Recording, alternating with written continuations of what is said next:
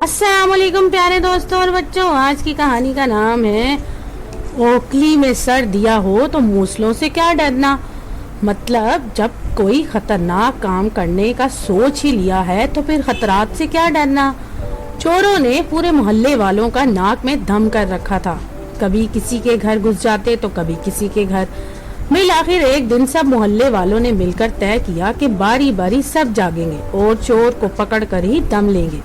सबसे पहले काशिफ के घर वालों की बारी आई। काशिफ अपने दोस्त आसिफ को लेकर रात के वक्त बाहर गली में एक दरख्त के नीचे छुप बैठ गया।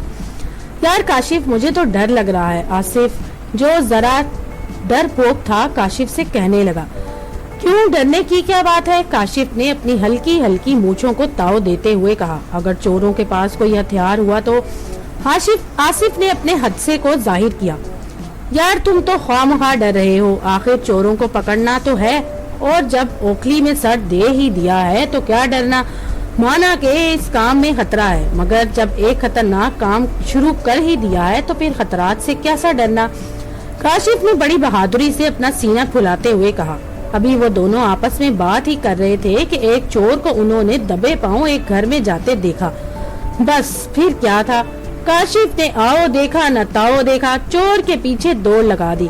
शोर मचने पर काशिफ के पीछे आसिफ और मोहल्ले वाले भी भागम भाग आ गए और फिर उन्होंने चोर को पकड़कर पुलिस के हवाले कर दिया।